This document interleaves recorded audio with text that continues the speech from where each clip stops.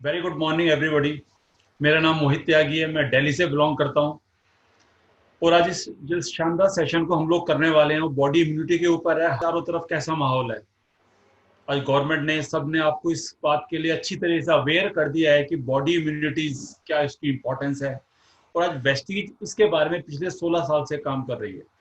तो आज हम लोग फॉर्चुनेट है कि आज हम एक ऐसी ऑर्गेनाइजेशन के साथ है जिसका पास्ट रिकॉर्ड सारा इसी के साथ है, हेल्थ प्रोडक्ट्स के ऊपर।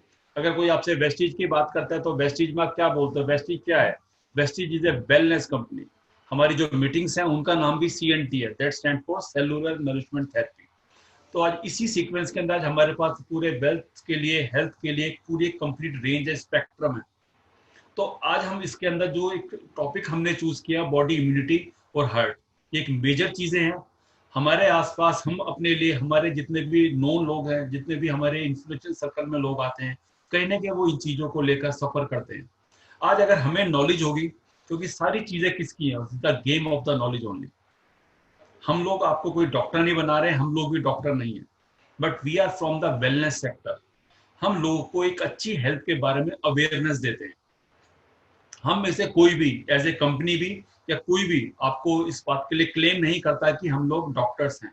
हम डॉक्टर्स नहीं हैं, but we are working in a wellness company. We give awareness, हम लोगों को जागरूक करते हैं उनकी हेल्थ के बारे में। जिस तरह के प्रोडक्ट रेंज आज हमारे पास है, कहीं भी किसी का कोई साइड इफेक्ट नहीं है। ये सारे फूड सप्लीमेंट्स हैं। ये बात हम ऑलरेडी पहले भी कितनी बार कर चुके हैं कि food supplements, they are the part of the food. अगर खाने से हमें वो सारी चीजें मिल जाएं तो किसी फूड सप्लीमेंट की कोई रिक्वायरमेंट नहीं है। डॉक्टर अब्दुल कलाम जी ने भी स्पेशली एक बात को कहा है कि हमारी बॉडी में जो एलिमेंट्स होती हैं, 95% जो एलिमेंट्स हैं, बीमारियां, that is due to the lack of nutrition. Nutrition की कमी के कारण ही मेजरली आपके शरीर में, हमारे शरीर में बीमारियां आती हैं। तो ये बात हम अच्छी तरीके से अंडरस्टैंड कर गए हैं, समझ गए हैं कि ये कमी कहाँ से आ रही है। ये बात हम कितनी बार पहले भी कर चुके हैं, अब भी हम उसी बात को दोहराएंगे कि कहीं ना कहीं अगर एक फूड, हमारा बैलेंस डाइट हमारे शरीर को प्रॉपरली मिल रहा है तो हमें किसी सप्लीमेंट की कोई जरूरत नहीं है। लेकिन ऐसा नहीं है, अनफॉर्चुनेटली ऐसा नहीं है। तो आज हमें अपनी बॉडी को चलाने के लिए, रेगुलेट करने के लिए उन सप्लीमेंट्स की रिक्वायरमेंट है। तो आज हम उसी के बारे में समझने के लिए जा रहे हैं, जो कि बहुत ज्यादा टेक्निकल सेशन नहीं है। एक आम भाषा में, एक नॉर्मल लैंग्वेज में मैं आपको समझाने की कोशिश करूंगा कि ये सप्लीमेंट्स क्या हैं, हमें इनको क्यों लेना चाहिए, इनके बेनिफिट्स क्या है। तो मैं अपनी स्क्रीन शेयर कर लेता हूँ। Let's start.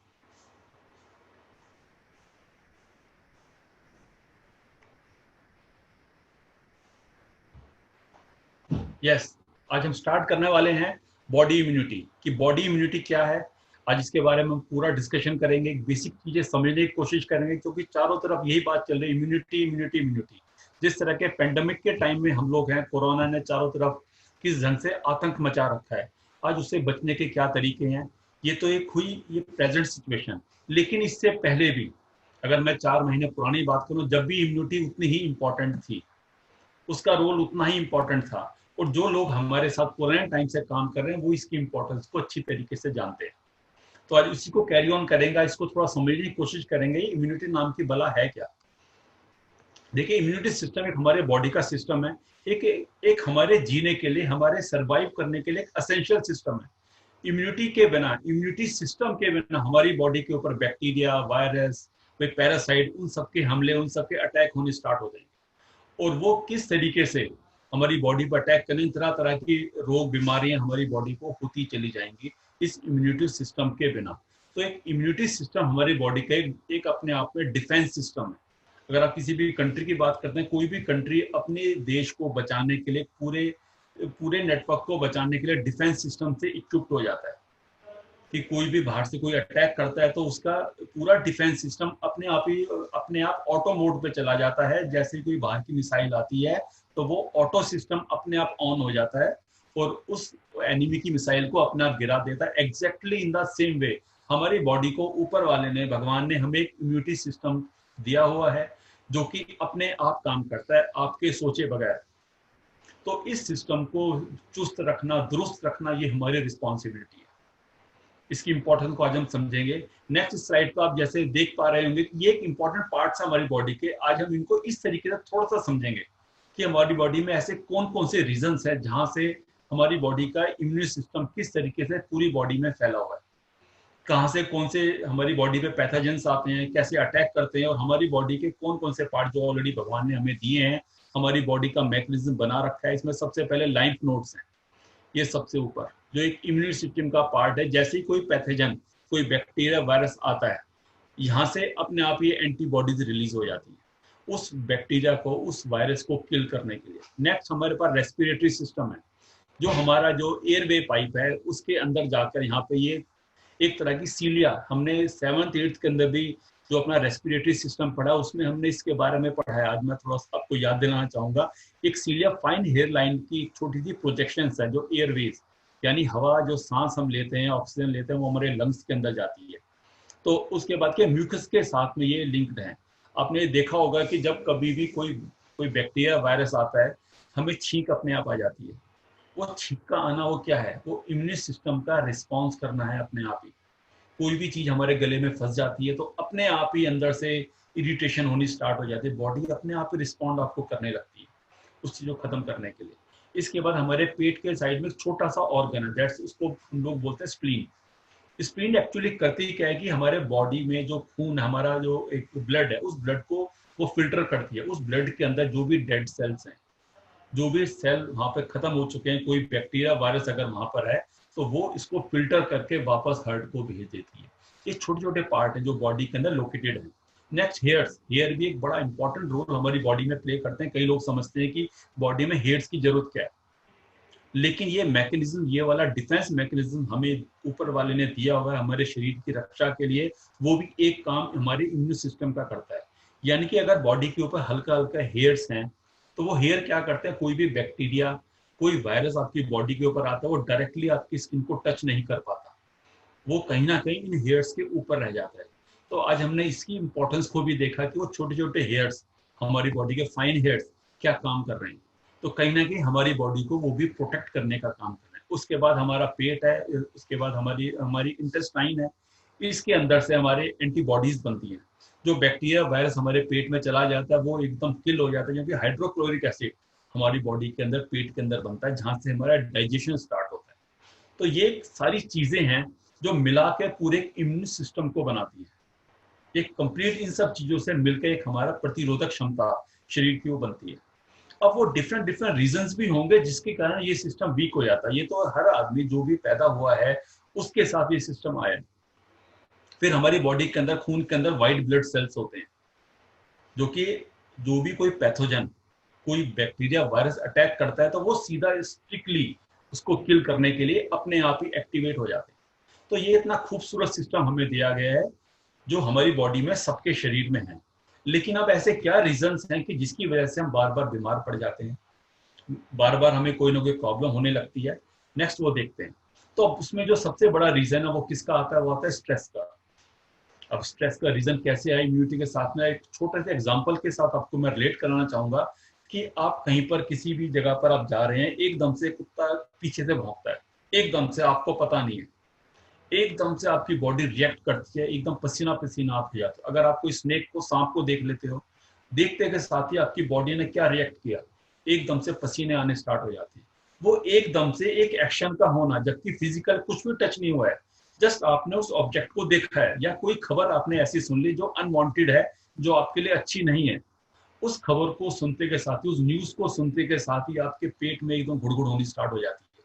ये सब क्या हो रहा है, that is due to the stress. आप एक शॉर्ट मोमेंट के लिए स्ट्रेस में आए, स्ट्रेस ने आपके हार्मोनल सिस्टम पे काम किया, स्ट्रेस ने आपके हार्मोनल सिस्टम के ऊपर काम किया, और हार्मोनल सिस्टम पे काम करते ही उसने उस टाइम पे हार्मोन रिलीज करने स्टार्ट कर दिया। तो कहीं ना कहीं उस टाइम के ऊपर जब आप स्ट्रेस में होते हो तो अनवांटेड हार्मोन रिलीज होते हैं, जो आपकी बॉडी को वीक करते चले जाते हैं, कमजोर करते चले जाते हैं, आपकी डिसीजन मेकिंग पावर वीक हो जाती है, आप बिल्कुल डिप्रेस होना स्टार्ट हो जाते हो, दिमाग में उल्टे उल्टे ख्याल आने लगते हैं। तो ये कहीं ना कहीं क्या रीजन है, ये इम्यून सिस्टम वीक होने का रीजन है। उसके बाद दूसरे रीजन में हम बात करेंगे कि हाईली प्रोसेस्ड फूड, हम इस तरह का खाना आज के टाइम में कंज्यूम कर रहे हैं जो हाईली प्रोसेस्ड है, उसको कई सारे केमिकल प्रोसेस के थ्रू उसको पास किया गया है। उस खाने को खाने से भी हमारे इम्यून सिस्टम हमारा वीक पड़ता चला जाता है। नेक्स्ट हम अल्कोहल की बात करते हैं। अल्कोहल के बारे में मोस्टली लोग जानते हैं कि तय मात्रा से ज्यादा, एक फिक्स क्वांटिटी से ज्यादा अगर अल्कोहल हमारी बॉडी में जाता है तो हमारे इम्यून सिस्टम को वीक करता है। अभी जो लास्ट स्लाइड में मैंने आपको दिखाया, खुद अपने आप समझ सकते हो कि जो कुछ भी हम खाते हैं वो सारी चीजें हमारे पेट में जाती हैं और वो हमारे ब्लड में एब्जॉर्ब होकर हमारे डिफरेंट डिफरेंट सेल्स को हमारी पूरी बॉडी में अपने आप ही सर्कुलेट हो जाती है, फैल जाती है। तो कहीं ना कहीं वो बैड इम्पैक्ट हमारा आता है। उसके बाद एक अगली चीज आती है excessive use of the medicine, कि कई बार हम कोई भी दवाई खाते हैं पर्टिकुलर किसी एक रीजन के लिए, लेकिन उसके कारण उसके हर एक मेडिसिन के साइड इफेक्ट्स हैं, क्योंकि वो मेडिसिन है, वो एक केमिकल है। और आप कोई भी मेडिसिन को आप देखोगे उठा के, उसके साइड इफेक्ट सब लिखे होंगे। तो अगर हमने शुगर के लिए मेडिसिन खाई तो उसका इफेक्ट हार्ट पे और किडनी पे होने लगा। और आपने ये बात नेचुरली देखी होगी कि जब कभी किसी को शुगर हो जाती है, उसके 3 से 4-6 महीने के बाद उसको हार्ट की प्रॉब्लम भी कहीं ना कहीं डेवलप होने लगती है, उसको लीवर की प्रॉब्लम भी डेवलप होने लगती है, उसको किडनीज की प्रॉब्लम भी, कुछ भी इनमें से डेवलप हो सकता है। और आप फिर उसके बाद एक टैबलेट के साथ आप उसके साइड इफेक्ट को कम करने के लिए दूसरी टैबलेट आप ले लेते हो। तो लगातार आपने कहीं ना कहीं जो बॉडी का एक सिस्टम था उसको हैम्पर कर दिया, उसको रोक दिया। और ये जब मेडिसिन है वो हमें लेनी पड़ती हैं, वो हमारे लिए मैंडेटरी, जब हम इल हो गए हैं तो लेनी पड़ेंगी। तो कहीं ना कहीं ये सारे रीजंस भी आपकी इम्यूनिटी को वीक करने के लिए जाते हैं। आपने खुद देखा होगा कि जो लोग लेते हैं, दवाइयां लेते हैं, उनको चक्कर बहुत ज्यादा आते हैं, पेट अपसेट रहता है। पेट अपसेट रहने के लिए फिर आपने उसको गैस की टैबलेट्स आप वो लेना स्टार्ट कर देते हो। डॉक्टर आपको एडवाइस करता है कि पेट अपसेट है तो चलो ये वाली टैबलेट ले लो। फिर आप कुछ और बताओगे, जैसे ही आपने डॉक्टर के सामने कुछ बताया वो एक टैबलेट और ऐड कर देता है। हर एक एडवाइस में एक टैबलेट आपकी बढ़ती चली जाती है। तो ये कहीं ना कहीं जो आपका एक नेचुरल सिस्टम था उसको ये कम धीरे धीरे खत्म कर रही है। फिर उसके बाद एक हमारा लाइफस्टाइल, कि पहले 8 से 10 घंटे लोग काम करके कम से कम बाकी टाइम अपने घरों में स्पेंड करते अपनी फैमिली के साथ और अपनी हॉबीज के साथ में।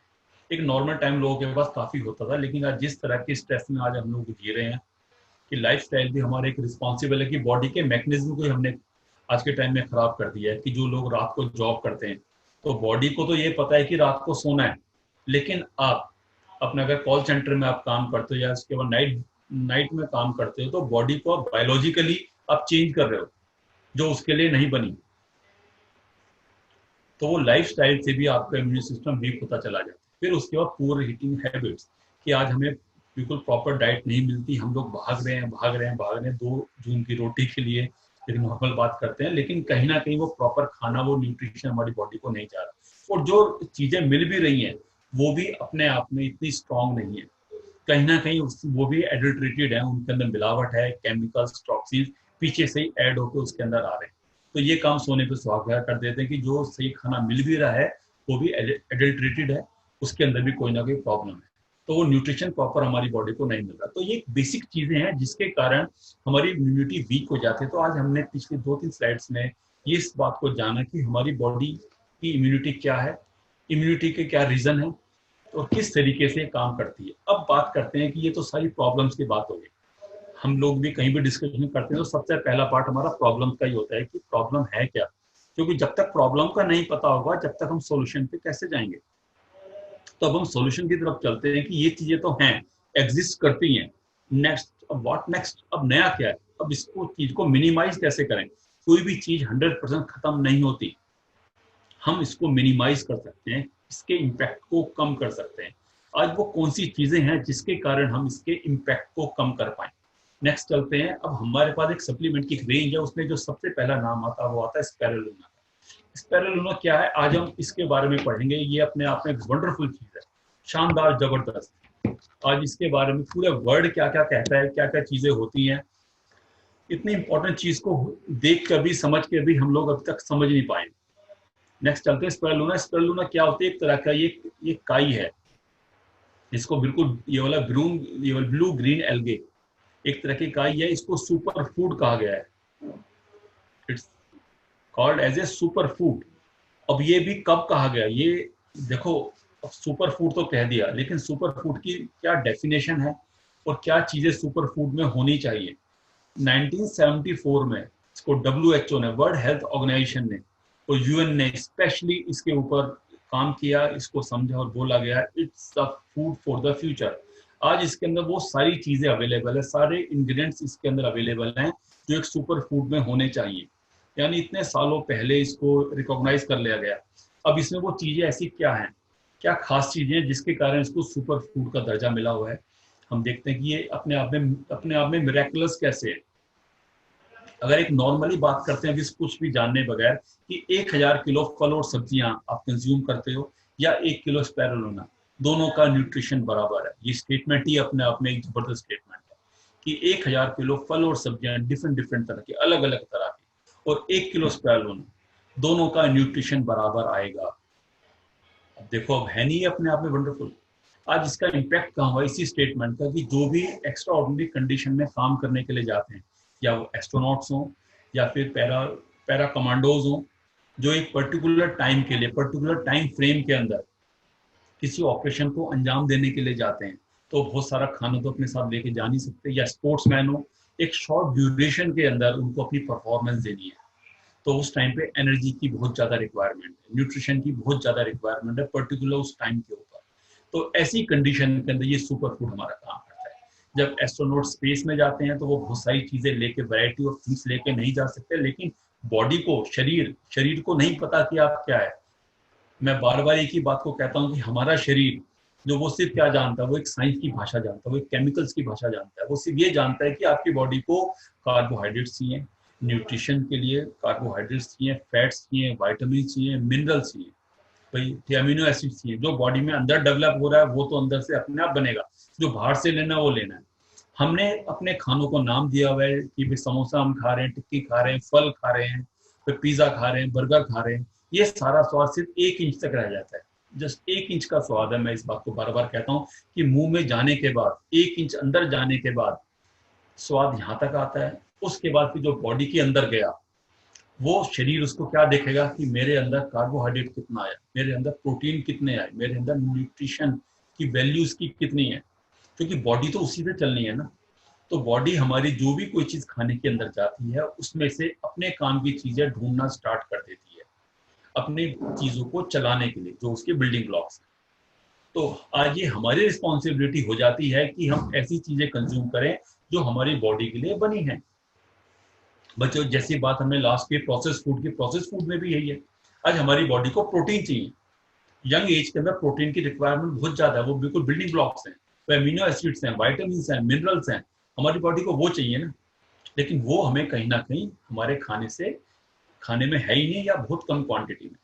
तो स्पिरुलिना के अंदर जब भी इसके स्पेशल कंडीशन के अंदर सब लोगों को स्पिरुलिना याद आती है। आप लोग फील्ड में कभी काम करने के लिए जाते हैं या कहीं आप ट्रैवलिंग पे जा रहे हैं, तो मैं आपको हमेशा एडवाइस करूंगा अपने साथ स्पिरुलिना लेके जाइए। बाहर का उल्टा सीधा खाने से अच्छा है कि 2 टैबलेट सीधा आप स्पिरुलिना की खा लो। कहीं ना कहीं वो उस टाइम की आपकी भूख को शांत कर देगा, आपकी बॉडी की जो रिक्वायरमेंट है मिनरल्स की या प्रोटीन की या कार्ब्स की, वो सारी की सारी चीजें पूरी कर देगा। तो एक बहुत बढ़िया चीज हमारे पास है, हर एज के अंदर आप इसको यूज कर सकते हो। अब आगे बढ़ते हैं कि इसके अंदर इसकी पोषण क्षमता यानी न्यूट्रिशन वैल्यू क्या है। कि इसके अंदर सोयाबीन से 2 गुना ज्यादा इसके अंदर प्रोटीन होता है। हम बात करते हैं एग्स की, अंडे से 6 गुना ज्यादा प्रोटीन इसके अंदर, दालों से करीब 3 गुना ज्यादा प्रोटीन इसके अंदर है, गाय से करीब 14 गुना ज्यादा पोषण इसके अंदर अवेलेबल है। इस तुलना में 13 तरह के मिनरल्स और वाइटामिन हैं, B12, कितनी सारी चीजें यहाँ पर अवेलेबल है। बीटा कैरोटीन की बात हम लोग करते हैं, विटामिन ए की जो आईज के लिए बड़ा इंपॉर्टेंट है, तो गाजर की तुलना में कैरेट के कंपैरेटिवली करीब 25 गुना ज्यादा इसके अंदर बीटा कैरोटीन। अब देख रहे हो ये अपने आप में कितनी वंडरफुल चीज है। नेक्स्ट आते हैं कि इसके अंदर अब क्या चीजें ऐसी और हैं। आज हम इसी को समझने के लिए यहाँ पर हम लोग बैठे हुए हैं। तो स्पिरुलिना के अंदर जो सबसे इंपॉर्टेंट चीजें हैं वो हम एक फार्मूले से याद रखते हैं। वो फार्मूला क्या है? वो है 541।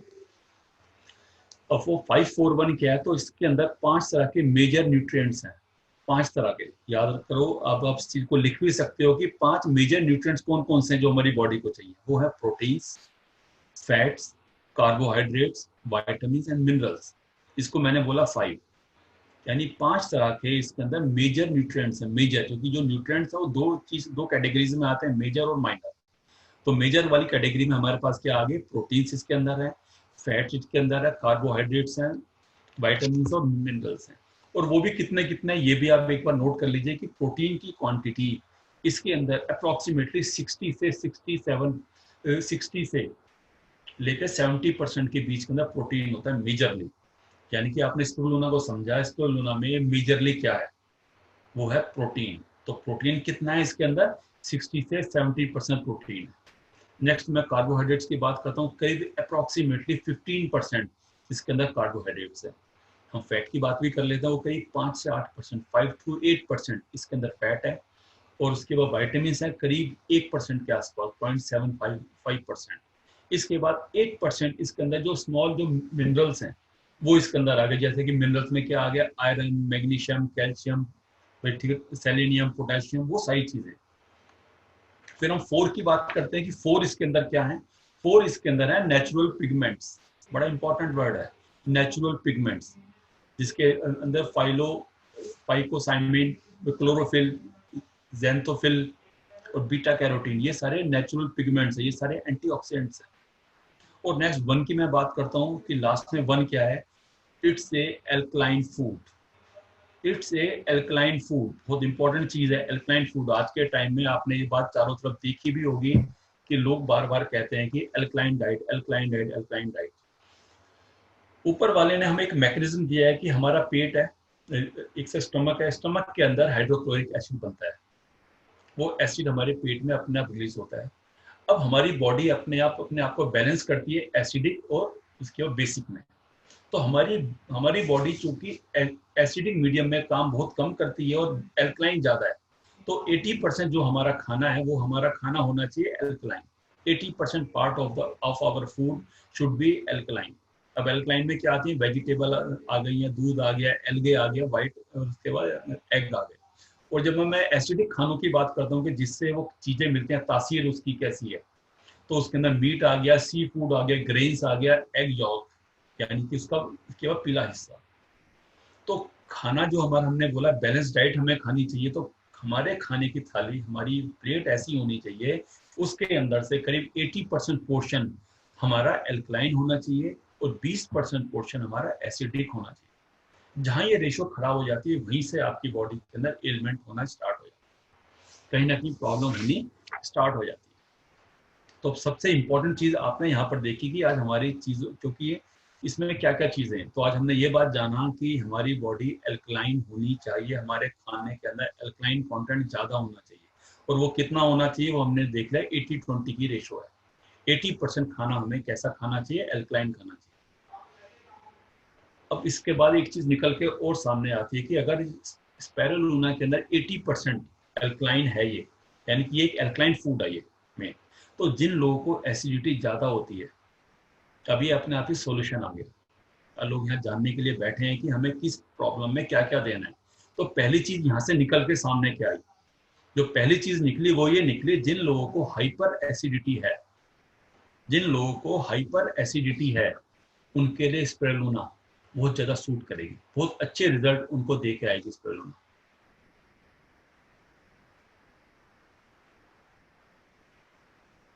तो जिनको हाइपर एसिडिटी की प्रॉब्लम है वो यहाँ पर इसको दे सकते हैं। दूसरा, उसके बाद यहाँ पर जो आपको प्रोटीन मिलता है वो सारा प्लांट बेस्ड मिलता है। That protein is plant based, यानी कि इसका सोर्स आपके पास क्या है? वो प्लांट है। यानी यहां से हमें जो भी चीजें मिल रही हो प्लांट से मिल पा रही। नेक्स्ट, अब की स्पेरुलिना किस किस को लेना चाहिए? तो इस चार्ट में आप यहाँ देख पा रहे हो, हर वो आदमी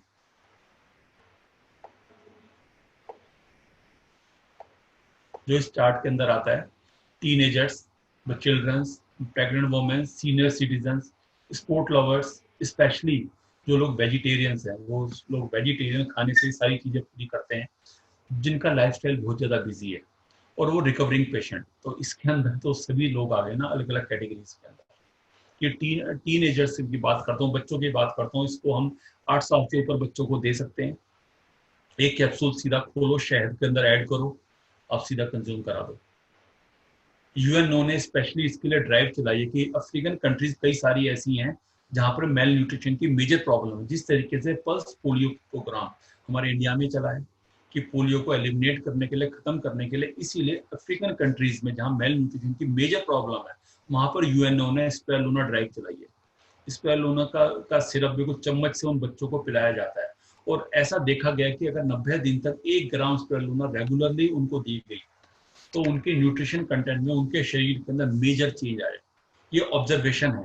ये वाले क्लिनिकल ट्रायल्स हैं स्प्रेलोना के। अगर 1 ग्राम स्प्रेलोना डेली दिया गया बच्चों को तो उनके अंदर मेजर चेंजेस आते हैं। जिन जिन बच्चों के कम एज के अंदर ही स्पेक्स लगने लगता है, जिन लोगों को आईज की प्रॉब्लम है, क्योंकि बीटा कैरोटीन इसके अंदर अवेलेबल है। तो अब ये दूसरी चीज आ गई कि जिनकी आंखें कमजोर है वो स्प्रेलोना को ऐड करेंगे दोबारा से, क्योंकि due to the presence of the beta carotene यानी विटामिन ए इसके अंदर है। और कितना वो भी मैंने बता दिया, गाजर से 25 गुना ज्यादा। तो दूसरा इसका फायदा कहाँ हुआ कि जिनकी आई साइड कमजोर है वहां पर भी आप इनको दे सकते हो। अब ये कैटेगरी नहीं निकल के आ गई। उसके बाद बच्चे जिनको वेट अपना इंक्रीज करना है या ऐसे लोग जिनको अपना वेट बढ़ाना है वो स्प्रेलोना को यूज कर सकते हैं, क्योंकि इसके अंदर प्रोटीन है। अब एक कैटेगरी और भी सामने आती है कि जिनका वेट ज्यादा है, अब उनको अपना वेट कम करना है। अगेन स्प्रेलोना उनके लिए भी काम करेगा कि वो लोग खाली पेट इसको लेंगे। जिनको वेट बढ़ाना है वो खाना खाने के बाद लेंगे, और जिनको वेट अपना कम करना है यानी कि जो लोग वेट मैनेजमेंट प्रोग्राम करते हैं, अपने वेट को मैनेज करने के लिए काम करते हैं, उस कंडीशन में स्प्रेलोना हमारा बहुत इफेक्टिवली काम करता है। ऐसे रिजल्ट्स हमारे पास आ चुके हैं और ये खुद हमने भी फील किया है कि आप सुबह खाली पेट वर्कआउट को जाते हो, सुबह खाली पेट 2 स्प्रेलोना खा के चले जाओ, आपको आपको एनर्जी अपने आप मिलती रहे। कार्बोहाइड्रेट्स इसमें ना के बराबर है, तो 10 से 15% के आसपास में कार्बोहाइड्रेट से, बाकी तो क्या प्रोटीन है, विटामिन से, मिनरल्स है, बॉडी को चाहिए ना। लोग वेट जब भी कम करते हैं तो वो स्टार्वेशन मोड पे चले जाते हैं। वो कहते हैं कि वेट कम करना तो खाओ मत। ऐसा नहीं है, बॉडी को, शरीर को तो चलना है ना, शरीर को चलने के लिए सारी चीजें चाहिए, और वो सारी बैलेंस क्वांटिटी में चाहिए, वरना कोई ना कोई रोग बीमारी आप अपने आप पाल लोगे। और हमेशा मैं तो ये कहता हूँ कि स्टार्वेशन मोड का मतलब, छोड़ने का मतलब यह है जो चीजें आप लॉन्ग टाइम तक छोड़ सको वही छोड़ो। लोग स्टार्टिंग में रोटी खाना छोड़ देते हैं, क्या पूरी उम्र आप रोटी के बिना रह सकते हो? छोड़ो वो चीज जो आप कंटिन्यू कर सको। 1-2 महीने के लिए क्या वो दोबारा से चीजें वापस आ जाएंगी। इसी तरीके से सीनियर सिटीजन एक पर्टिकुलर एज के बाद उनका हाजमा खराब रहता है, वो ज्यादा अच्छी चीजें खा नहीं पाते हैं न्यूट्रिशन पेट की वजह से, तो वहां पर भी आप स्प्रेलोना उनको ऐड कर सकते हो कि उनको प्रॉपर न्यूट्रिशन उनके शरीर को मिलता है। स्पोर्ट्स लवर, जो लोग स्पोर्ट्स के अंदर हैं, वो इसके मैराथन वगैरह दौड़ते हैं या उसके रनिंग करते हैं या जो भी एक्सरसाइज वो करते हैं, उनको आप स्प्रेलोना दे सकते हो। उनके लिए बड़ा अच्छा काम करेगा। स्पेशली वेजिटेरियंस के लिए आई गया है, जो लोग बहुत ज़्यादा बिजी हैं, उनको अपना प्रॉपर खाने का भी टाइम नहीं है, स्प्रेलोना कंज्यूम कराओ। फिर वो रिकवरी पेशेंट, एक पर्टिकुलर टाइम के बाद जब वो रिकवरी स्टेज में होते हैं कि जो उन्होंने किसी ऑपरेशन के बाद या कोई भी ऐसी प्रॉब्लम के बाद, तो उस फेज के अंदर भी स्प्रेलोना हमारा बहुत अच्छी तरीके से काम है। तो आज मैं आपको इन सब चीज़ों में इस बात के लिए प्रेजेंट करा पाया कि स्प्रेलोना के कहाँ कहाँ जरूरत है। और देखते हैं इसको और खुल के कि जो बिल्कुल जनरल वीकनेस है, यानी कि जब भी आप किसी नए व्यक्ति को ज्वाइन कराते हो, किसी को एनरोल करते हो अपनी पॉसिबिलिटी में, सबसे पहले बिल्कुल जनरल वीकनेस, अगर बॉडी में कमजोरी आ रही है, सुबह उठ के काम करने का मन नहीं करता, हाथ पैर में बिल्कुल दर्द होने लगता है, कि एजिंग जल्दी आ जाती है, तो ऐसी जगह पे स्प्रेलोना आपका बिल्कुल बड़े शानदार तरीके से काम करेगा। जिनको स्किन की प्रॉब्लम है, ड्राई स्किन है, एक्ने है, अगेन स्प्रेलोना काम करेगा। तीसरा डायबिटीज है, शुगर की प्रॉब्लम है, दोबारा स्प्रेलोना काम करेगा। नेक्स्ट, जिनको आयरन की प्रॉब्लम है, एनीमिक है, बिल्कुल लेडीज बहुत ज़्यादा केसेस में एनीमिक रहती हैं, क्योंकि इसमें आयरन बड़े अच्छी तरीके से है, अच्छी क्वांटिटी में है, तो अगेन वो वहाँ पे काम करेगा। उसके बाद मेमोरी लॉस, ये जिनको चीज़ें रख के बिल्कुल भूल जाते हो, न्यूट्रिशन, ब्रेन को सही ढंग से फ्यूल नहीं मिलता, वहाँ पर पुअर विजन, इसकी मैं ऑलरेडी बात कर चुका हूँ, हाइपर एसिडिटी की मैं बात कर चुका हूँ, अल्सर पेट में या मुंह में छाले हो जाते हैं, इस सारी जगह पर हमारा स्प्रेलोना काम करता है। तो आज आपने इस छोटी सी प्रेजेंटेशन में ये चीज़ देखी, कितनी जगह के ऊपर स्प्रेलोना काम करता है और कितने वंडरफुल रिजल्ट्स इसके हैं, और ये कंप्लीट फूड की तरह इसको ट्रीट किया जाए। जब ऑलरेडी यूएनओ ने बोल दिया, यूनाइटेड नेशंस ने, और कितनी जगह ट्रायल इसके हो चुके हैं, सब कुछ हो चुका है, तो उसके बाद फिर क्या बचता है? बचता सिर्फ ये है कि हमें इसके बारे में नॉलेज हो जाए, हम ताकि इसको अच्छे तरीके से इसके साथ काम कर पाए। नेक्स्ट स्लाइड पे चलते हैं कि इसकी क्या डोजेज है। नॉर्मल मैं एक बात बताऊं कि ये तो जो बिल्कुल सेपर साइड पे 2 से 3 कैप्सूल लिखे हुए हैं खाना खाने से पहले या खाना खाने के बाद। एक बात याद रखना कि खाना खाने से पहले और खाना खाने के बाद क्या फर्क पड़ता है। नॉर्मली ये जितनी भी चीज़ें हम आपको यहाँ पे सप्लीमेंट बताते हैं, ये सारे सप्लीमेंट्स हैं, ये कोई मेडिसिन नहीं है। तो खाली पेट या खाना खाने के बाद कोई खास फर्क नहीं पड़ता, सिर्फ इम्पॉर्टेंट ये है कि आपकी बॉडी में सही ढंग से एब्जॉर्ब हो जाए। जैसे मैंने यहाँ पर बताया कि इसके अंदर प्रोटीन है, तो प्रोटीन के लिए जिनको वेट इंक्रीज करना है वो खाना खाने के बाद लेंगे, जिनको प्रोटीन वेट कम करना है वो खाना खाने से पहले लेंगे। बस सिर्फ इतना ही फर्क है। आप इसको कभी भी ले लो, जिनका वेट नॉर्मल है वो कभी भी ले लो, कोई फर्क नहीं पड़ता, इक्वली काम करेगा। अब बस ये कुछ 3-4 कंडीशन है जिन कंडीशंस में हमें इसको नहीं देना होता। पहली चीज है हाइपोथायराइडिज्म, जिनको थायराइड हाइपर कंडीशन वाला है वहां पर आपको ये नहीं देना। यानी जिनको थायराइड, क्योंकि थायराइड 2 तरह के होते हैं, हाइपो और हाइपर। तो हाइपर थायराइडिज्म जिनको है उनको आप स्पिरुलिना नहीं देना। दूसरा, जिनको स्पिरुलिना से या सी फूड से एलर्जी है, कुछ लोगों को सी फूड से एलर्जी होती है, उनको ये नहीं देना। हाई फीवर में, जब बहुत ज्यादा आपको फीवर हो उस टाइम के ऊपर ये नहीं देना। जब फीवर ठीक हो जाए आप नॉर्मली कंटिन्यू कर सकते हो। और नेक्स्ट, जो इनका यूरिक एसिड बहुत ज्यादा बढ़ता है, डॉक्टर ने प्रोटीन रिच डाइट को रिस्ट्रिक्ट कर दिया है कि आपको प्रोटीन रिच डाइट नहीं लेनी है, उस कंडीशन के अंदर आपको ये नहीं लेना। या फिर किडनी से रिलेटेड कोई प्रॉब्लम आपको है, तो ये 2-3 चीजें आप किसी को भी स्पिरुलिना आप देने से पहले पूछ लो कि आपको कोई किडनी की प्रॉब्लम तो नहीं है मेजर, आपको यूरिक एसिड तो नहीं बढ़ता, आपके जोड़ों में दर्द तो नहीं होता, गांठों में दर्द तो नहीं होता, आपको थायराइड की प्रॉब्लम तो नहीं है। 2-3 चीजें पूछ लो और उसके बाद इसको कंज्यूम कराना स्टार्ट करो। और इसके बाद इसके और दूसरे क्या रिजल्ट्स हैं कि आप इसको, ये तो हुआ अपना इसको खाने का।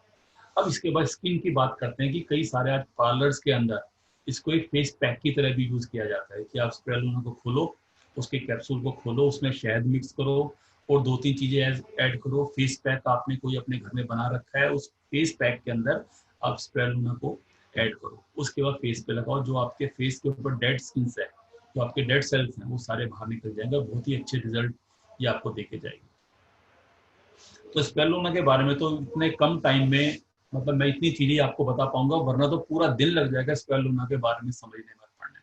और धीरे धीरे इस सीक्वेंस में हम लोग समझते भी जाएंगे, क्योंकि ये बिजनेस सिर्फ नॉलेज का है। हम हमेशा किसके सामने जाकर बोलते हैं, वो सिर्फ नॉलेज ही, इंफॉर्मेशन, नॉलेज ही शेयर करते हैं। ये बिजनेस सिर्फ नॉलेज का, सीखने का बिजनेस है। तो वो चीजें धीरे धीरे सीक्वेंस में हमारे पास आती चली जाए। तो इस तरीके से पहला प्रोडक्ट हमारा यहाँ पर बिल्कुल कंप्लीट होता है। बेसिक चीजें हमने यहाँ पर कर लें, किसको देना है और किसको नहीं देना, दैट इज 100% सेफ। एक आदमी, अगर आप नेट पे भी सर्च करोगे, 6 ग्राम तक स्पिरुलिना एक हायर कंडीशन में यूज कर सकता है, लेकिन हम तो सिर्फ यहाँ पर बात कर रहे हैं 2 ग्राम तक की। 2 ग्राम 3 ग्राम तक सेफ है, 100% सेफ। उसके बाद आप इसको और कैसे यूज कर पाओगे कि आपने कर्ड खाई, दही के अंदर ऐड कर ली, स्मूदी बना ली, जूसीज आप पी रहे हो, जूसीज में कैप्सूल खोला, जो लोग सीधा कैप्सूल नहीं खा पा रहे, उसके अंदर डाल, जैसे मर्जी यूज करो, जैसे मर्जी यूज करो, बॉडी के अंदर जाना चाहिए और कोई साइड इफेक्ट नहीं है इसके। आपको बिल्कुल एनर्जेटिक बना के रखेगा, स्ट्रॉन्ग बना के रखेगा। अब नेक्स्ट प्रोडक्ट पे चलते हैं। नेक्स्ट प्रोडक्ट जो है हमारा वो है नोनी, NONI, जैसे स्पेलिंग लिखी हुई है, नो ऑपरेशन नो इंजेक्शन। ऐसा क्यों कहा गया है, no operation no injection? That mean जो लोग रेगुलर नोनी कंज्यूम करते हैं उनको ऑपरेशन की जरूरत नहीं पड़ती, वो बहुत कम, ताकि उन्हें एलिमेंट, कोई बीमारी उनके अंदर आती है। अब ऐसे क्या गुण नोनी के अंदर है, नेक्स्ट आगे चलते हैं। करीब 2000 सालों से हमारे आयुर्वेदा में नोनी का यूज हो रहा है, बिल्कुल ट्रेडिशनल मेडिसिन के अंदर। एक तरह का ये खट्टा फल है, इसके अंदर एंटीऑक्सीडेंट सबसे ज्यादा, विटामिन सी इसके अंदर है। उसके बाद दूसरी इसके अंदर मेजर चीज क्या है, वो है पोटाशियम। अब ये समझना बड़ा जरूरी है कि इसके अंदर क्या क्या चीजें हो गई, एंटीऑक्सीडेंट हो गए, विटामिन सी और क्या, पोटाशियम। हमने जब पीछे स्पिरुलिना की बात की थी कि हमारी बॉडी को ऐसा माना जाता है, या ऐसी चीजें हमारी बॉडी को 46 न्यूट्रिएंट्स की रिक्वायरमेंट है, और 46 में से 45 जो है, जो न्यूट्रिएंट्स हैं, वो सारे स्पिरुलिना में मिलते हैं। एक नहीं मिलता, वो होता है विटामिन सी, वो भी यहाँ पर पूरा हो गया। इसके बाद क्या, पोटाशियम इसके अंदर है मेजरली, और एक ये डाइटरी सप्लीमेंट है और बहुत सारे बेनिफिट इसके अंदर। अब इसमें ऐसी वो क्या खास चीज है जो इसको इतना स्ट्रॉन्ग बनाती है? अब्दुल कलाम जी स्पेशली उन्होंने इसके ऊपर रिसर्च किया है, नोनी के ऊपर, कि और उन्होंने बोला हर भारतीय को नोनी कंज्यूम करना चाहिए। साउथ में तो बहुत ज्यादा यूज होता है, क्योंकि ये उस तरफ का ट्रॉपिकल फल है, बिल्कुल जो इस तरह के गर्म माहौल के अंदर पैदा होता है। तो ये आपको, ये मतलब क्या क्या करेगा, ये आपके अपने डाइजेशन को बढ़ाएगा, आपके जो शरीर में ट्यूमर्स बनते रहते हैं, जो अंदर गांठें बनते रहते हैं, उनको अपने आप ही गला देगा। आपकी मेमोरी को, याददाश्त को, कंसंट्रेशन को, फोकस एरिया को बढ़ाता है, आपके शरीर को ऊर्जावान बना देता है, स्ट्रेस को करेगा रिड्यूस, और वायरल और जो बैक्टीरियल इन्फेक्शन शरीर पर होते हैं उनको खत्म करेगा। और मेजरली काम करता है अर्थराइटिस में, जिनके जोड़ों में प्रॉब्लम है, हार्ट की प्रॉब्लम है, डायबिटीज है, स्ट्रोक की प्रॉब्लम है वहां पर, क्योंकि it is full of vitamins and the minerals. अब इसमें वो क्या खास चीज देखिए कहाँ कहाँ इसके बाद इसमें बेनिफिट है। इसके अंदर एक जेरोनाइन नाम का एल्कलॉइड होता है। क्या होता है? जेरोनाइन एक एल्कलॉइड होता है। Xeronine, due to the presence of xeronine, ये क्या करता है कि हमारे सेल वॉल्स के पोर्स को ओपन कर देता है। क्योंकि हमारी बॉडी कैसे बनी है, वो बॉडी हमारी सेल से मिलकर ही बनी है। और सेल्स एक अपने आप में एक इंडिविजुअल यूनिट है कि एक पूरा ट्रांसपोर्टेशन जो हमारी बॉडी में, जो पेट में हमने खाना खाया, जिससे वो सारा न्यूट्रिशन हमारे सेल तक, हर एक सेल तक पहुंचता है। और सेल में से जो वेस्ट मटेरियल है वो हमारे ब्लड के थ्रू हमारी बॉडी से बाहर चला जाता है। ये पूरा एक सिस्टम है, ट्रांसपोर्टेशन सिस्टम के थ्रू होता है। तो जो ब्लड जो न्यूट्रिशन लेकर सेल तक गया, अब वो सेल के अंदर एंटर कैसे होगा? वो सेल वॉल के थ्रू एंटर होता है। एक सेल मेम्ब्रेन होती है, उस सेल मेम्ब्रेन्स में कई बार नॉर्मली टॉक्सिन्स आ गए, उसने उसको कवर कर लिया, तो ज्यादा न्यूट्रिएंट्स हमारा सेल एब्जॉर्ब नहीं कर पाएगा और अंदर से वेस्ट मटेरियल को बाहर थ्रो नहीं कर पाएगा। तो इसमें जो जेरोनाइन है, वो जेरोनाइन क्या करेगा? उन टॉक्सिन्स को वहां से हटा देगा, आपके सेल्स को क्लीन करने का काम करेगा। तो वो हमारे बिल्कुल डाइजेस्टिव सिस्टम को बड़ा स्ट्रांगली काम करेगा कि ज्यादा से ज्यादा हमारे डाइजेशन के थ्रू न्यूट्रिएंट्स को हमारी बॉडी एब्जॉर्ब कर पाए। सर्कुलेटरी सिस्टम में, टिश्यूज में, सेल में, इम्यून सिस्टम में दोबारा गेन आ गया है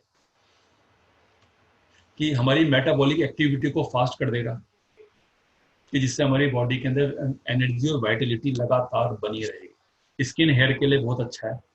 और दूसरा, हमारी मेंटल क्लैरिटी इंक्रीज, हमारी अटेंशन, फोकस एरिया, सब चीजें यहाँ पे आपकी ये स्ट्रॉन्ग कर देगा। बिकॉज दोबारा ही मैं बार बार बताऊंगा, ये कोई दवाई नहीं है, अगेन है सप्लीमेंट। अगेन है सप्लीमेंट, जो एक हमारे खाने के जो ये चीजें इससे मिल रहे हैं वो हमारे खाने में होनी चाहिए। अगर हमारे खाने में वो सही चीजें हैं तो किसी नोनी की जरूरत नहीं, किसी स्पेल की जरूरत नहीं। लेकिन अनफॉर्चुनेटली ऐसा नहीं है। तो अब किस किस केस में नोनी की सबसे ज्यादा जरूरत पड़ती है?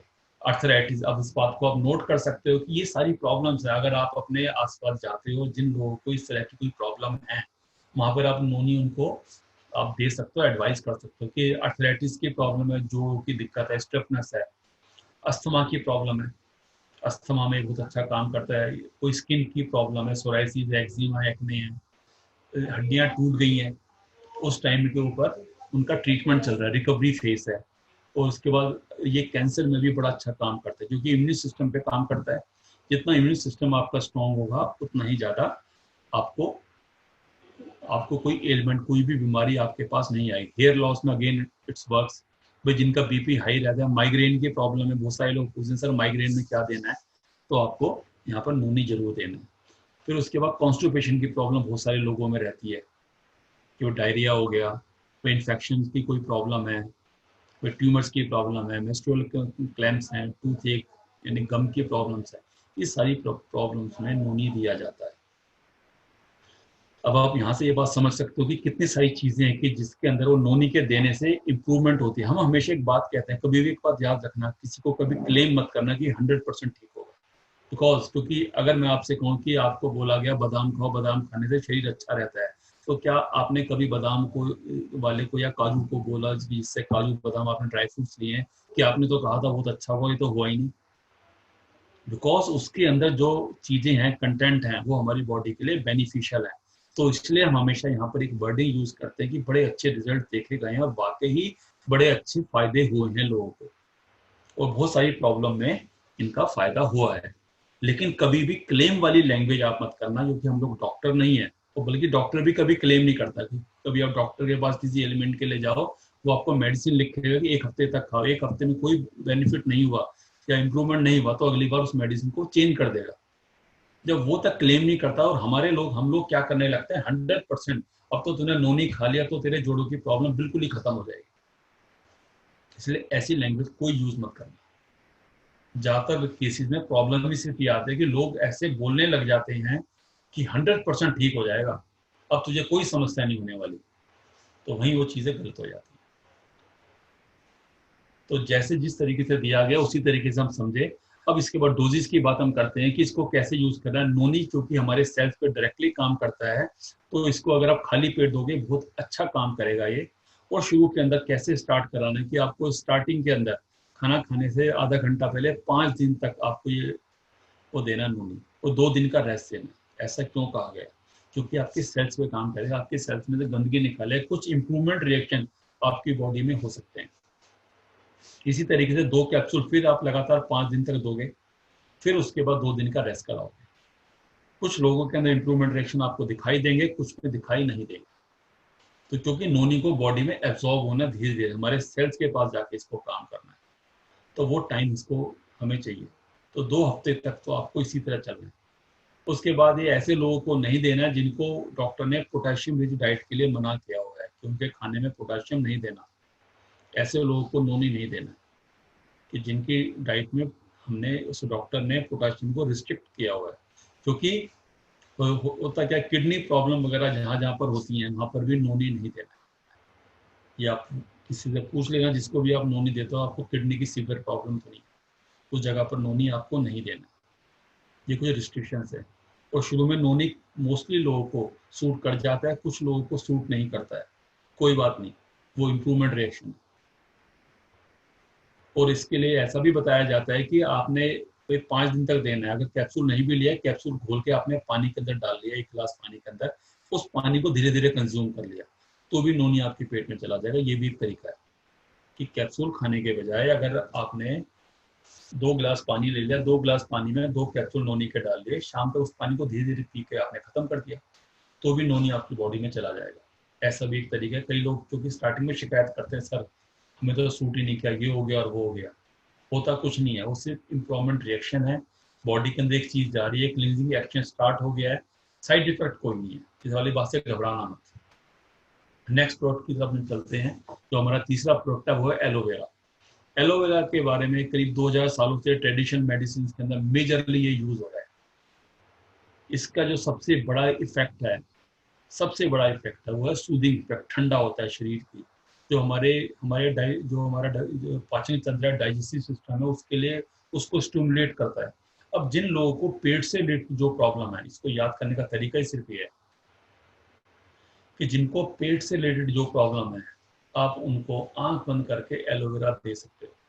इसके अंदर इस तरह की चीजें मिलती है, न्यूट्रिशन मिलता है कि जो भी कैंसर के सेल से भी फाइट करते हैं, उनको भी किल कर देते हैं और बॉडी से टॉक्सिन्स को बाहर निकाल देते हैं। इन्फ्लामेशन, अंदर की सूजन, सूजन का मतलब यही नहीं कि शरीर में सूजन हमारे बाहर ही दिखाई दे, जो अंदर की सूजन जो होती है, बॉडी की इंटरनल इन्फ्लामेशन, उसके अंदर मेजरली बड़े अच्छे तरीके से काम करता है। जिनको बिल्कुल छाती में जलन होने लगती है, ऐसे बहुत सारे लोग आपको मिलते होंगे छाती में, या आपके साथ ये प्रॉब्लम है कि चेस्ट में एकदम से बर्निंग इफेक्ट आपको दिखता है, हार्ट बर्न जिनको बोला जाता है, बिल्कुल तेजाब पेट में बहुत ज्यादा बनने लगता है। ऐसी जगह के ऊपर एलोवेरा बहुत अच्छा काम करता है, क्योंकि इसकी इसकी तासीर ठंडी है। ये कोलेस्ट्रॉल को भी रेगुलेट करता है, उसको कंट्रोल करता है, ओरल हेल्थ में बहुत ज्यादा काम करता है, इम्यूनिटी को अंदर से स्ट्रॉन्ग करता है, और कैंसर के रिस्क को बहुत ज्यादा कम करता है। और मेजर फायदे इसके कहाँ पर है कि जो हेयर से रिलेटेड जो प्रॉब्लम है, वहाँ पे एलोवेरा आपको जरूर देना है। फिर पीएच लेवल को आपको आपके स्कैल्प का ये पूरा कंट्रोल रखेगा, हेयर्स को कंडीशन रखेगा। फिर डेंड्रफ की प्रॉब्लम जिन लोगों को है, वो लोग एलोवेरा यूज करते हैं। एक बात याद रखना, आंवला और एलोवेरा 2 ऐसे प्रोडक्ट हैं जिनको आप लगातार बिना नागा, बिना दिन छोड़े पूरी लाइफ इस्तेमाल कर सकते हो। एलोवेरा और आंवला 2 चीजें ऐसी। बाकी प्रोडक्ट हैं वो आप कम से कम 90 से 120 दिन यूज करोगे, 1 महीने का गैप दे दोगे, फिर दोबारा यूज कर लोगे। लेकिन एलोवेरा और आंवला ऐसे हैं इनको आप रेगुलर कंटिन्यूसली यूज कर सकते हो विदाउट एनी ब्रेकेज। सुबह उठो, खाली पेट उठते के साथ ही 2 आंवला 2 एलोवेरा खा लो, पूरा दिन आराम से जाएगा। और रेगुलर हैबिट में डाल लो इसे। ये ऐसे प्रोडक्ट ना पेट को ठंडा रखेंगे, बिल्कुल तेजाब ज्यादा नहीं बनने देंगे, डाइजेशन को बहुत ज्यादा इंप्रूव करेंगे, हेयर के लिए, हर जगह के लिए शानदार प्रोडक्ट है। कि आपकी स्किन के लिए, कि जो स्किन के ऊपर रिंकल्स बनने लगती हैं, धीरे धीरे मॉइस्चराइजर आपकी स्किन में बना के रखेंगे। सनबर्न्स की जहाँ प्रॉब्लम है वहाँ ये बहुत काम करेगा। इसका सूदिंग इफेक्ट है, जहां जहां भी कट गया फट गया, तो अंदर से मतलब इसका इफेक्ट ही अपने आप में क्या, मैंने जो सबसे बात बताई, सूदिंग इफेक्ट है, ठंडा इफेक्ट है इसका पेट के अंदर। और आपके जो वेट लॉस पे काम कर रहे हैं मेजरली, उनको यूज कराओ। ये आपके एनर्जी लेवल्स को बढ़ा के रखेंगे, एनर्जी लेवल आपका बना रहेगा, एक वेट आपका लगातार बना रहेगा, पेट आपका ठीक रहेगा। इसलिए पेट से रिलेटेड कोई भी प्रॉब्लम, आंख बंद करके एलोवेरा देना स्टार्ट करो। जिनको एसिडिटी बहुत ज़्यादा होती है, स्पाइरुलिना मैंने बताया। दूसरा यहाँ पे एलोवेरा आ गया। दोनों का कॉम्बिनेशन बनाओ, रेगुलर यूज करो। 4 महीने आपने स्पाइरुलिना दे दिया, उसके लिए 1 महीना गैप दो, लेकिन कंटिन्यूसली चलने दो।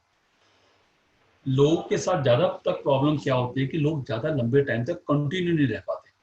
सबसे बड़ी प्रॉब्लम ही सिर्फ ये आती है कि बड़े शॉर्ट टर्म में चाहिए बेनिफिट्स, और यहाँ ऐसा नहीं है। क्योंकि ये सप्लीमेंट है, इसलिए याद रखना कि these are the supplements only, ये कोई मेडिसिन नहीं है, इसलिए रातों रात कोई इफेक्ट नहीं होने वाला। क्योंकि जितनी एक्सपेक्टेशन हम उससे करते हैं वो यही है। लोग यही चाहते हैं कि एक दिन दे दिया तो उसका मतलब सब चीजें, आपने तो उस चीज को बिगाड़ने में कितने सालों लगाए और हमसे ठीक करने में उम्मीद करते हो कि हम उसको रातों रात चीजें ठीक कर दें। ऐसा नहीं होगा। नेक्स्ट, उसके बाद डोजेज क्या है, इसके अंदर क्या मिनरल बहुत ज्यादा क्वांटिटी में होता है, तो कैल्शियम है, सोडियम, पोटाशियम, क्रोमियम, वो सारी चीजें इसके अंदर अवेलेबल है। 2 से 4 कैप्सूल आप ले सकते हो। 2 कैप्सूल सुबह ले लो, 2 कैप्सूल शाम को ले लो खाना खाने से पहले। बढ़िया रिजल्ट्स इसके हैं। रेगुलर प्रोडक्ट है, सदाबहार प्रोडक्ट है, कोई साइड इफेक्ट इसके साथ नहीं है। कोई इसके लिए कंडीशन नहीं है कि इसमें हम एलोवेरा दें या ना दें, ऐसी कोई रिस्ट्रिक्शन नहीं है। 2 से 4 कैप्सूल पर डे लो, बहुत बढ़िया रिजल्ट हैं। अब अगली चीज आती है आंवला। आंवला को हमारे आयुर्वेदा में रामबाण बोला गया है, और करीब 3 से 4 हजार सालों से लगातार यूज हो रहा है। भाई इंग्लिश में बोलते हैं gooseberry.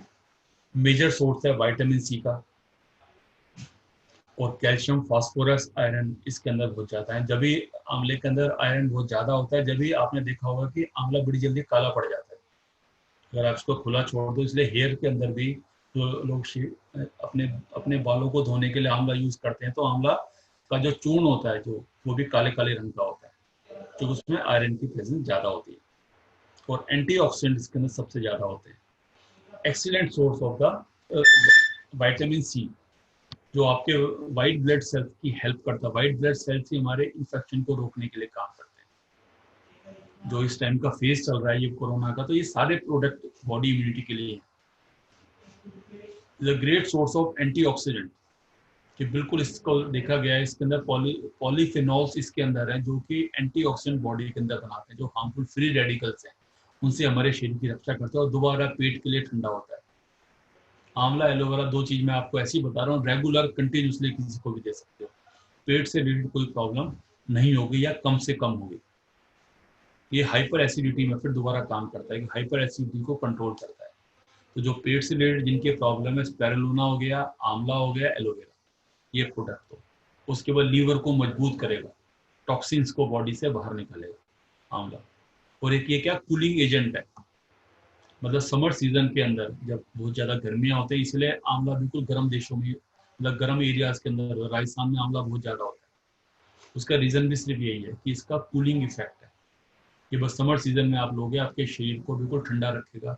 Ultra violet harmful radiation से आपकी बॉडी को हेल्प करेगा, आपके इम्यून सिस्टम को स्ट्रॉन्ग करेगा, डिजीज से लड़ने की क्षमता को ये अपने आप ही बढ़ा देगा, और आपका पाचन तंत्र, डाइजेस्टिव सिस्टम स्ट्रॉन्ग हो जाए, पीएच बैलेंस, और लीवर को बड़ा सपोर्ट करने वाला है। तो जहां जहां लीवर की प्रॉब्लम है वहां पे आप आंवला दे सकते हो। जहां जहां पर पेट की प्रॉब्लम है, लीवर की प्रॉब्लम आ रही है, वहां पर भी आप आंवला दे सकते हो। और डोजेज 2 से 4 कैप्सूल रोज लें आप, जैसे भी आपकी डाइट में सूट करता है। Wonderful product. अब नेक्स्ट जो आती है बारी, वो आती है कोलेस्ट्रम की। एक शानदार प्रोडक्ट है वेस्टीज के अंदर। अब ये क्या है कोलेस्ट्रम, इसको देखते हैं। माँ का जो पहला दूध होता है, उसको कोलेस्ट्रम बोला जाता है, यानी गाढ़ा पीला दूध, उसको कोलेस्ट्रम बोला जाता है। ऐसी गाय का जो गाढ़ा दूध होता है उसको खीस बोलते हैं पहले। और आज भी जो गांव देहात के अंदर जब गाय या भैंस उस टाइम पे ब्याती है, तो उसके जो दूध निकलता है फटाफटा सा, उसको पूरे परिवार के अंदर बांटा जाता है।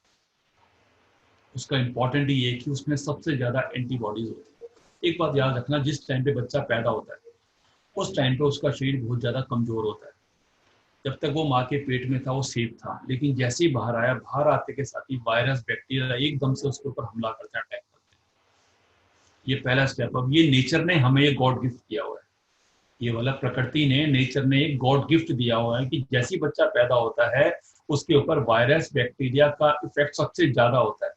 उस टाइम में उसको प्रोटेक्ट करने के लिए एंटीबॉडीज की जरूरत होती है। और इसके अंदर जो ये वाला कोलेस्ट्रम होता है, गाय का गाढ़ा पीला दूध या माँ का जो पहला पीला दूध होता है, वो बच्चों को सबसे पहला जो फीड होता है वो यही होता है, यही दिया जाता है। उसके अंदर रेगुलर दूध से 100 गुना ज्यादा एंटीबॉडीज होती है, 100 गुना ज्यादा एंटीबॉडीज, और वो उसको हेल्प करती हैं उन इन्फेक्शन से बचाने के लिए, वायरस से बचाने के लिए।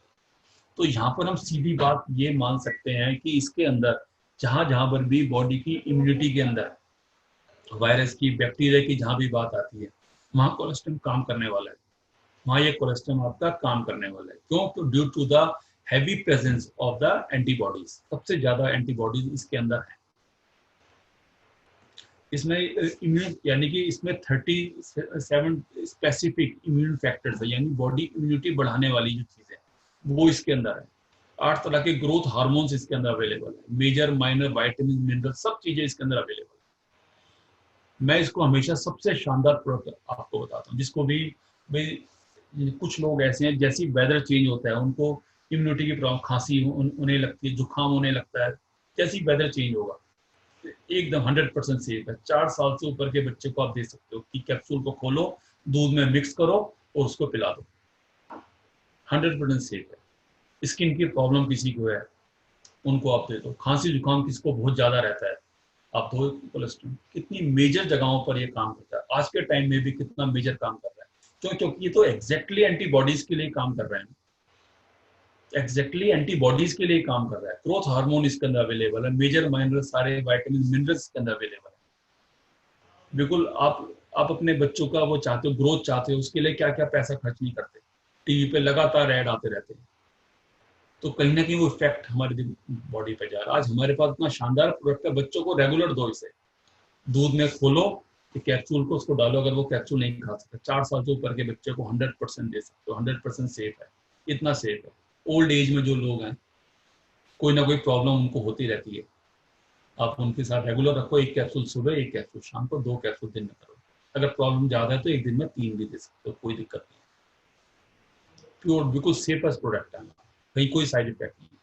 इम्यूनिटी को स्ट्रॉन्ग रखेगा, अंदर की इन्फ्लेमेशन, शरीर के अंदर जो सूजन है उसको कंट्रोल रखेगा। एलर्जी लोगों को बहुत ज्यादा प्रॉब्लम हो जाती है, मुझे इससे एलर्जी है, इससे एलर्जी है, रैपिडली काम करेगा। अब दो उस वाली कंडीशन, आपके न्यूट्रिशन अपटेक को बढ़ा देगा कि आपकी बॉडी ज्यादा से ज्यादा न्यूट्रिशन आपकी ले पाएगी, आपकी बॉडी मास को बढ़ाएगा, आपकी बॉडी को एनर्जाइज रखेगा, मेमोरी की कोई प्रॉब्लम नहीं होने देगा।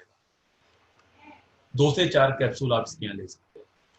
तो इसके अंदर आज हमने जो यहाँ पर ये 5 प्रोडक्ट्स हमने पढ़े हैं, तो हमने बेसिकली आज बॉडी इम्यूनिटी को देखा है।